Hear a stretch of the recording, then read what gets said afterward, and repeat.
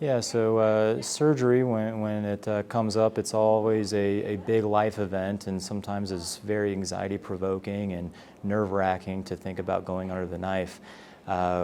We have a bunch of staff here and people that will talk to you. We have interest groups that kind of have people tell their experiences with how a hip or a knee replacement went for them, and it kind of helps the patient prepare mentally for a replacement. As far as the physical side goes, we like patients to be as active as possible prior to the joint replacement and try to build up those muscles and strength and endurance, and that way the recovery period technically could be a lot shorter and with less pain.